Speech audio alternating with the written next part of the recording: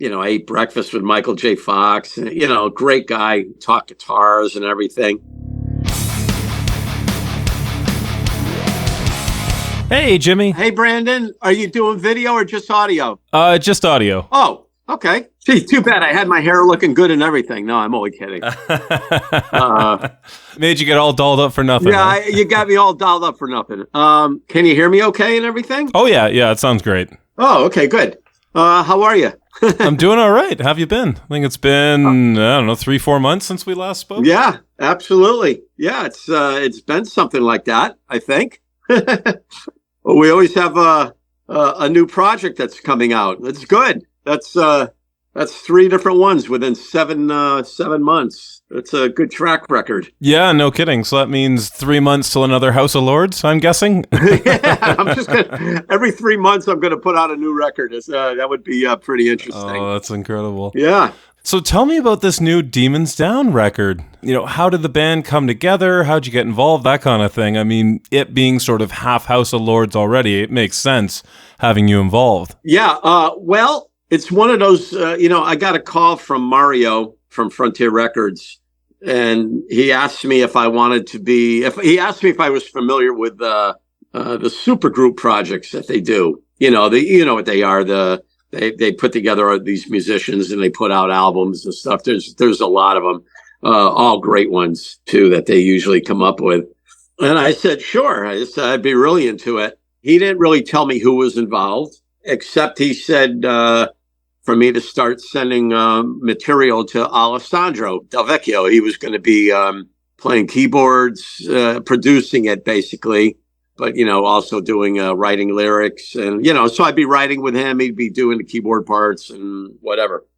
So that's where we started. My first few tracks that I sent to Alessandro were actually some leftover tracks from House of Lords records, because every House of Lords record, not even just House of Lords, autograph too. I mean, every record I usually write, good 15 to 16 songs for every record. And then they pick what they want and use them. So the first 3 were kind of like, a couple ideas that I felt pretty strong about, and Alessandro happened to really like them.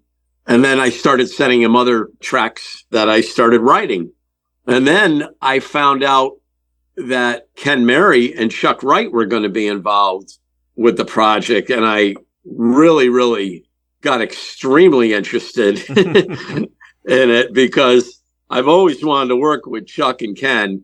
And I just thought it would be, I understood their concept at that point. I said, okay, they're taking the guitar player from the new version of House of Lords and combining it with the rhythm section from the original House of Lords. I wasn't familiar with the singer. In fact, I didn't even know there was a second guitar player in the project for the longest time, until he messaged me and told me. The guitar, Francesco, he says, hey, I'm the other guitar player in the project. I said, oh, really? I didn't even know there was another guitar player. But he's an amazing talent, great guy too. But the singer, James, man, I was just like, holy moly, this guy's just absolutely incredible. I was not familiar with him at all. As soon as I started hearing the demos that were being sent, I was like, oh my God, this guy's voice, I always wanted to work with a singer like this. He's got the power of Ronnie Dio and, this incredible melodic sense to his voice. Absolutely great. Yeah, he was definitely an interesting surprise, because just you look at the lineup, I mean, I was half expecting James Christian to be involved with it. And like you, I had heard of James. I know maybe a song. He put something out about 5 years ago that I've listened to, but it's been a while. But like you say, what an incredible voice. He's got that power, but also a great, great melody to his voice. It's not just like a gruff bluesy singer, but he's got this massive range to go with the power behind his voice. Oh, yeah. I mean, as soon as I heard I Stand, the title track, I was floored to the ground. It was one of those things where I kept listening to it. And the more I listened to it, I'm playing it for my wife going, oh my God, Mandy, listen to this singer. It was just one of those things where especially just because I knew nothing about him. I think the band that he plays with is, I think it's a heavier band than what this is, more of a mainstream metal possibly. But my God, he delivered on this. And, Alessandro is the one that wrote the lyrics and the melodies for all this. So I actually heard the demos with Alessandro singing them, which is, pretty much true to what was done. And because Alessandro himself is just an amazing singer. The only thing that really caught me by surprise, and it actually did a couple of the other guys too, is when the video came out, I Stand, it's got this big, incredible keyboard intro and all that. I kept waiting Alessandro to appear in the video, and it never did. And after the video was done, I messaged him. I said, Alessandro, aren't you in the project? He goes, no, I'm just producing it. And I was like, oh, bummed. I was like, oh, that's sad because, the keyboard intro that he does is absolutely amazing. And it would have been just, I could imagine the visual effect alone that they would have had something coming down, spotlight behind them, or, with him doing this massive keyboard thing. I was just waiting for that and it just never happened. But kudos to him. What an incredible job. The response in every review and interview, I should say, that I've done on the record, it's been nothing but praising the album. And even from just from posting it on my social media pages, everybody, has just gone crazy on it. Some people are telling me it's the best thing I've ever done in my life. And I'm going, wow, let's see, 65 years old. It's the best thing I ever done in my life. Okay, I'll take it. I don't care. Well, it's quite the compliment to say, it's like you could argue some bands and musicians maybe peak in their 20s or earlier in their career or whatever. And to have that kind of compliment where you've done the best thing in your life. I keep going. We've talked about this. It's just my love for music and playing guitar. It's something that's grabbed me so many years ago and it just never let go. It put its hands around my throat and it never let go since then, so I love it and I live for every moment of it. It's great. It's funny, you mentioning Alessandro and how he seemed to kind of, even though he was very involved with this, seemed to take a bit of a step back. It's funny because he is such an integral part of the sound of this band and project or whatever you want to call it. You listen to him on songs like Where Will Our Tears Fall? And it sounds like he's totally channeling his, Greg Giuffria in that keyboard playing. He gets that old House of Lords sound. It's not a clone of those early records, but you can tell that was kind of like, let's do something like this, was sort of the sound. And he definitely tapped into that. Yeah. Well, the whole concept of the band was supposed to be like that, when they were putting it together. You remember I was telling you at the beginning when we first started talking that I gave a couple House of Lords songs. I always have extra. Here's a funny story. As you know, I was writing so this whole thing came about the same time I was in the middle of writing for Saints and Sinners. So not only this Demons Down project is also the same time the offer for the Autograph album came. So I was writing for Saints and Sinners and Autograph and Demons Down all at once, 3 different projects going on. So I had sent Alessandro a couple songs, and one of them in particular was a leftover from the New World, New Eyes record. And he wrote some amazing lyrics on it. He wrote this incredible song on it. It came back to me. It was absolutely incredible. And then all of a sudden, James gets in touch with me, James Christian, and he sends me a song. He goes, Jimmy, check this out. It was the same music. He took the same song and wrote to that song. So I'm at a crossroads here because Alessandro wrote lyrics, this incredible song to this piece of music. And then James Christian happened to take the song, which he rarely does. He took this song and wrote this incredible song. So I have, one piece of music with 2 incredible pieces, 2 incredible songs that got written on it. I had to tell James about that. I said, well, you didn't tell me you were going to use that. And he was, oh, no, this song is incredible. So I left it in Frontier's hands to pick, who could use the song. And James Christian ended up using it, because we knew we had a lot of other things that we could use for Demons Down. But it just goes to show that how the writing process works, when you're piecing things together like this, something could happen like that. It's kind of crazy. But the whole concept of this band for Demons Down was to do, try to grab some of the essence of the original House of Lords type sound, which is almost the same concept of what we were doing on the Saints and Sinners album for House of Lords, because they brought in Mark Mangold on keyboards and used a lot more keyboards on that record too. So I just found the whole thing great. Getting to work with Ken and Chuck was a true honor. And the fact that they called the project Demons Down is even funnier, because here's a record, House of Lords' third record, Demons Down. Chuck or Ken did not play on that record, nor did I. So here all three of us did not play on the Demons Down record, but we chose, that was the title for this band, which is really cool. It's so funny. Yeah. Some people are involved with the band, but nobody was actually involved in that record. And that's what it's getting called. That is kind of funny. I didn't realize none of the three of you played on that. So that's quite interesting too. Yeah. None of the three of us played on that. That was all different people. I didn't realize really how many member changes House of Lords really made after the first two albums. They swapped up a lot of people, in and out of that band. Some great players, Doug Aldridge, Tommy Aldridge, all kinds of people came from there. Oh, very amazing.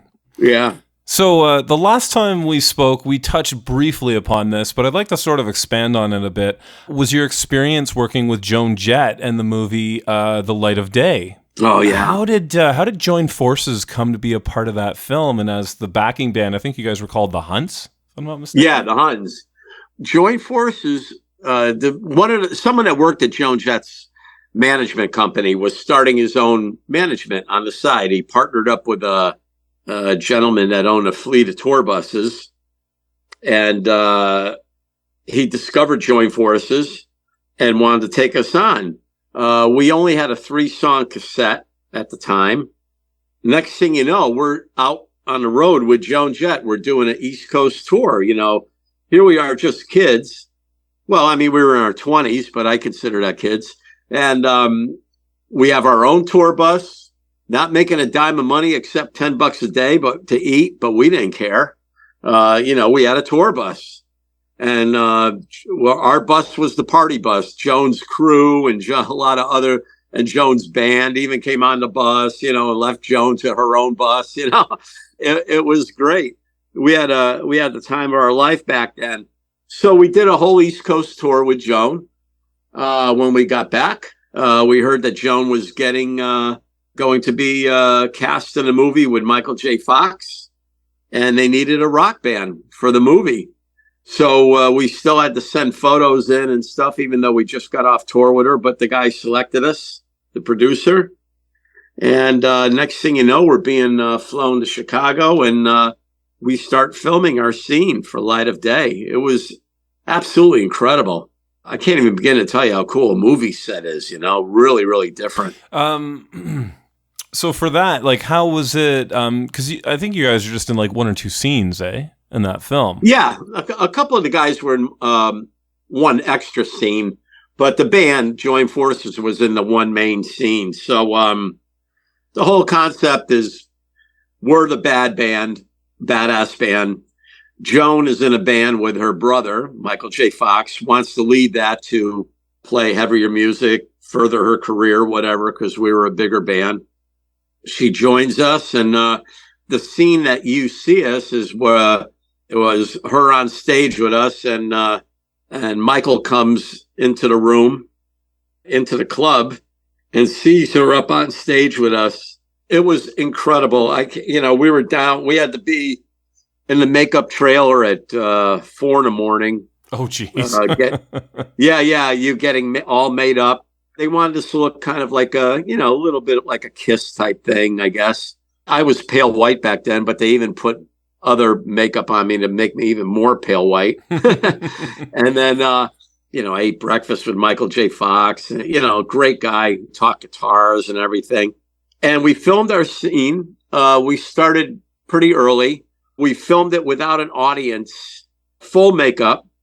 They had the record plant mobile truck parked outside the venue. So we recorded this song, Rabbit's Got the Gun. We must have did about 10 takes of it.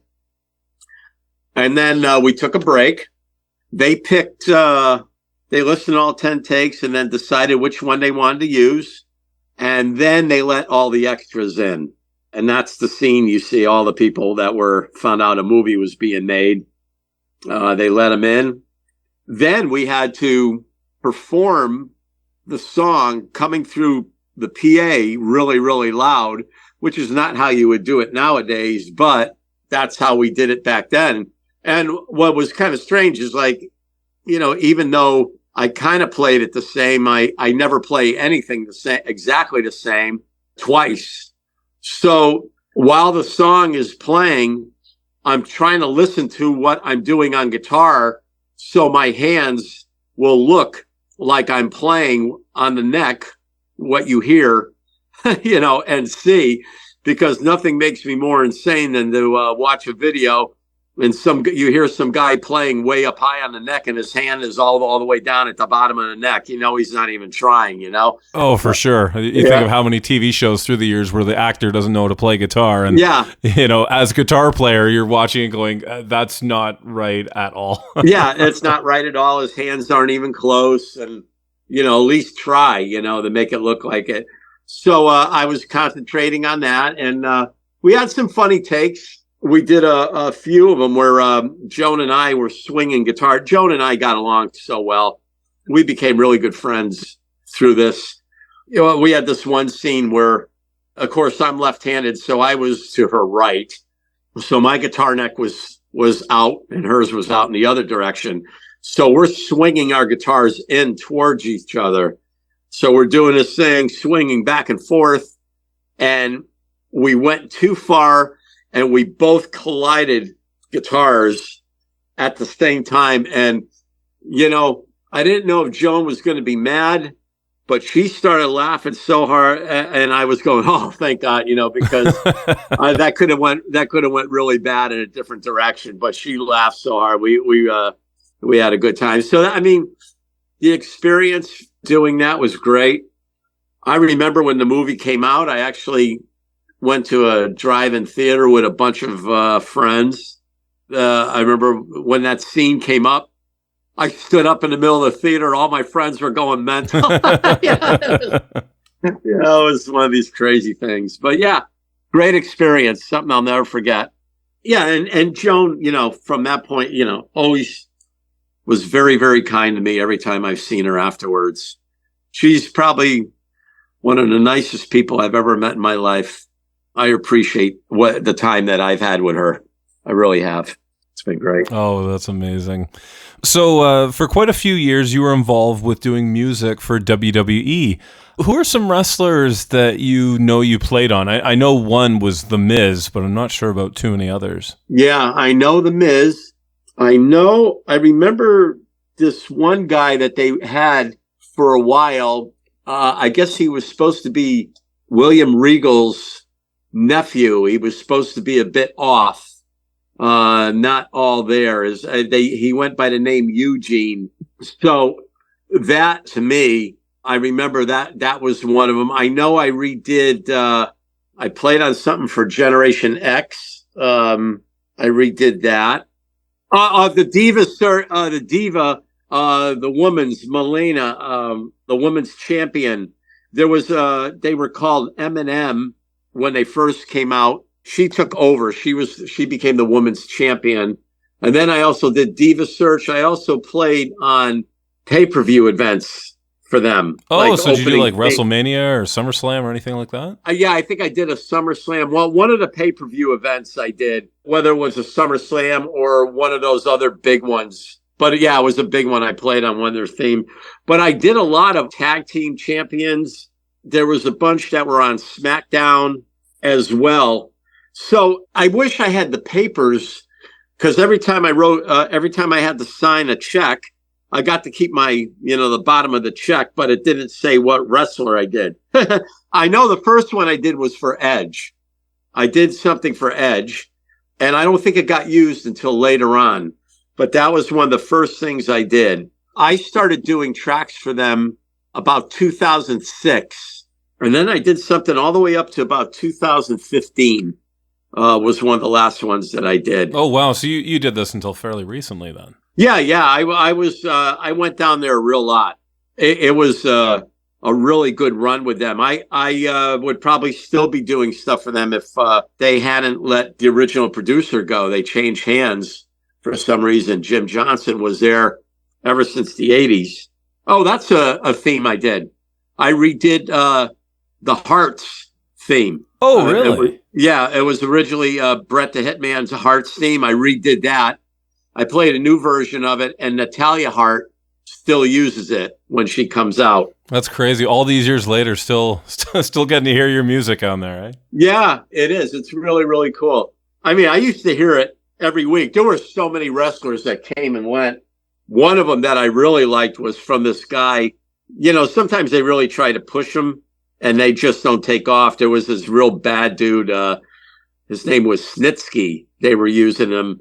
The theme I did for him was just killer. It's still on YouTube somewhere. I saw it.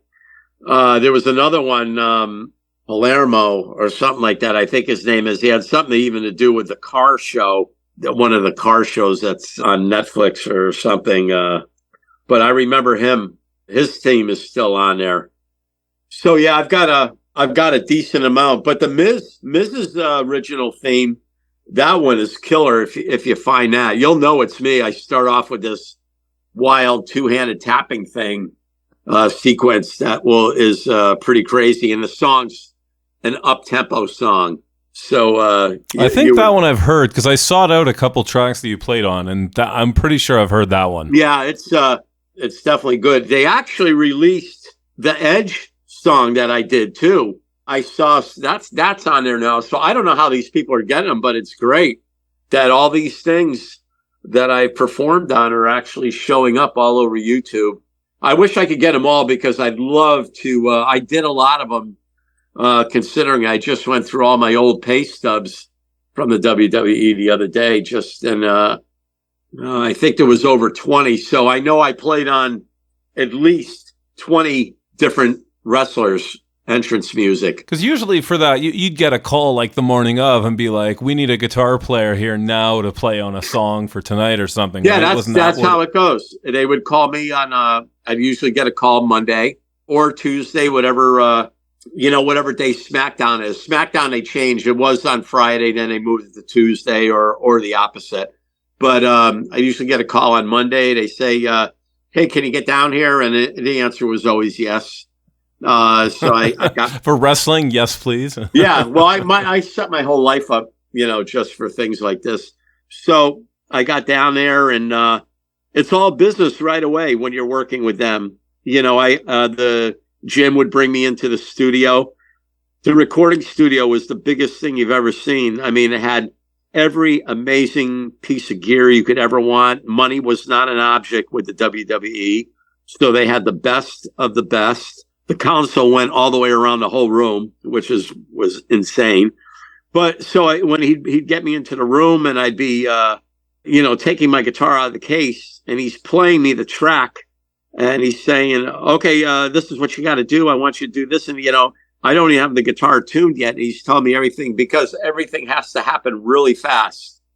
I have to get the track done, do my part. He sends me on my way.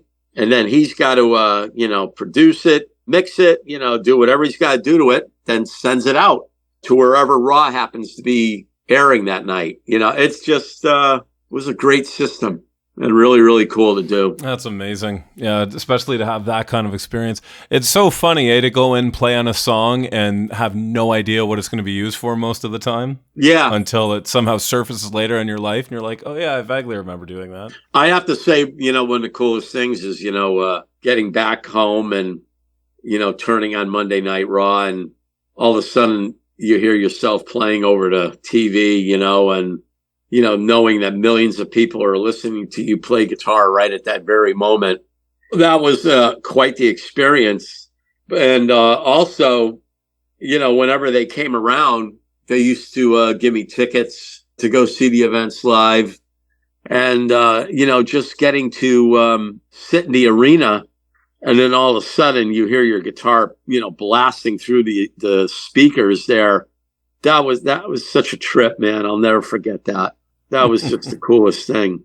And I got to tell you, that was one of the greatest experiences of my life, getting to do that, because like everybody else, I was a huge fan of wrestling all through the 80s. So when this opportunity came to me, I just couldn't believe it. I was jumped all over it like crazy. Like I said, huge fan from, Macho Man, the Ultimate Warrior, of course, Hogan, all the sort of that classic WWF era. Yeah, I really liked that. There was Greg the Hammer, and there was so many. The Hart Foundation, and yeah, I used to watch it constantly. So you've got the new Demons Down. I mean, you've just had Autograph. You've just had House of Lords come out. What else can we look forward to from you in the pipeline? Is there anything that we can plug of yours that is coming up in the future? Well, I have my original band join forces, the one that's in the movie. Somebody's putting together something for that. Not a live show, obviously, because the bass player is no longer with us and stuff. But it seems like there's going to be some kind of recording stuff coming out, like probably everything that was ever recorded. So so it's going to be like an anthology. Yeah, I'll have more information on that very, very soon, actually. So that's probably next in line. That's the next thing you'll be hearing about me. Oh, that's fantastic. I've got I want to say it came out in 2010. I've got that album that got reissued maybe a decade ago. Yeah, there's going to be, it'll have that on it. I'd say it'll have the first EP as well. The first EP. It'll have the first EP, and it also has some tracks that weren't on those records. Also, some bonus stuff that wasn't released, including the 3-song cassette. I believe that's they found a copy of that and remastered that the best they could. Things like that. So I'm looking forward to this. It's going to be. I've had a lot. That band had incredible fan base throughout its history. So much really could have happened with that, but a lot did happen. A lot of good things. So this is going to be a great tribute to the guys. Yeah, it's really cool to get to, resurrect all that stuff and keep it moving forward, because with a lot of things, especially on tapes and things at that age, I mean, this stuff's only going to be around for so long. Yeah, I'm just, I think the whole thing to release an entire catalog of everything is really going to be cool. So you'll hear a lot more of that coming up, actually. Oh, that's fantastic. Yeah, I'm looking forward to that.